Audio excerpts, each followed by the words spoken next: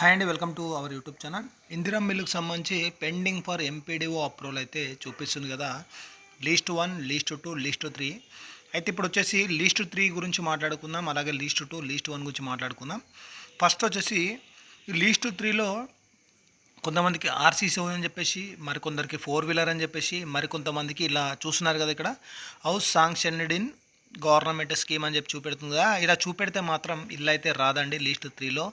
ఎందుకంటే ఆల్రెడీ వీళ్ళకు previous government scheme అయితే ఆల్రెడీ ఇందిరా మిల్లు కావచ్చు, గతంలో అంటే రాజశేఖర రెడ్డి ఉన్నారు కదా, వైఎస్ రాజశేఖర రెడ్డి, ఆ పీరియడ్లో కావచ్చు, రీసెంట్గా బీఆర్ఎస్ ప్రభుత్వం హయాంలో కావచ్చు, ఏదైనా సరే మొత్తానికైతే ఇల్లుకు సంబంధించి లోన్ వచ్చినట్లయితే, వాళ్ళకి ఇల్లు శాంక్షన్ అయినట్లయితే వాళ్ళకైతే ఇల్లు అయితే రాదు. వాళ్ళకైతే ఇట్లా లిస్ట్ 3లో ఇలా house sanction in government scheme అని చూపెడుతుంది.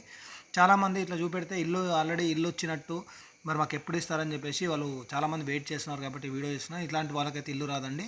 ఒకవేళ మీరు ప్రీవియస్లో ఎలాంటి స్కీమ్ పొందలేదు, అలాగే మీకు 4 వీలర్ లేదు, మీకు ఆర్సీసీ హౌస్ అని చెప్పి పడ్డది పొరపాటున, అలాంటి వాళ్ళకి మాత్రం కరెక్షన్ చేసే ఛాన్స్ అయితే ఉంది ఎంపీడీఓ ద్వారా.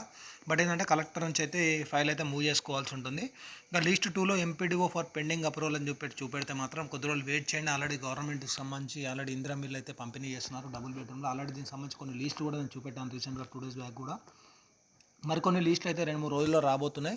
అవి ఏ లిస్టులు అనేది ఇంకా మనకు క్లారిటీగా లేదు, అంటే ఏవి వాళ్ళు పంపిణీ చేస్తున్నారు అనేది, ఏ కాన్స్టిట్యూన్సీకి సంబంధించి.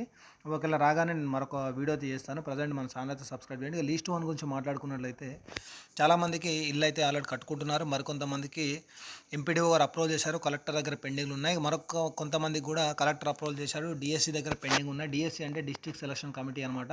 అంటే ఎవరైతే ఇందిరమ్మ కమిటీలు ఉన్నారో వాళ్ళనమాట. వాళ్ళు అప్రూవల్ చేయగానే, వాళ్ళు ఓకే చేయగానే డైరెక్ట్ మళ్ళీ ప్రొసీడింగ్స్ ఉండమాట. పెండింగ్ ఫర్ ప్రొసీడింగ్స్ అని పడుతుంది. ఎప్పుడైతే ప్రొసీడింగ్స్ ఇస్తారో డైరెక్ట్ పెండింగ్ ఫర్ మార్క్ కూడా అని చూపెడుతుంది. తర్వాత ఇల్లు అయితే నిర్మించుకోవచ్చు అనమాట. మరికొద్ది రోజులు వెయిట్ చేయండి. పూర్తి సమాచారం మన దగ్గర ఎప్పటికప్పుడు ఇందిరా మిల్లుకి సంబంధించి అవైలబుల్గా ఉంటుంది. మీకు ఏమైనా డౌట్స్ ఉన్నా కామెంట్ సెక్షన్లో కామెంట్ చేయండి. కామెంట్లో రిప్లై లేకపోతే మన మెయిల్కి అయితే కాంటాక్ట్ కండి. ఎలాంటి ఇన్ఫర్మేషన్ ఉన్నా నేను మెయిల్ ద్వారా మీకు అయితే రిప్లై ఇస్తాను. Thank you for watching our YouTube channel.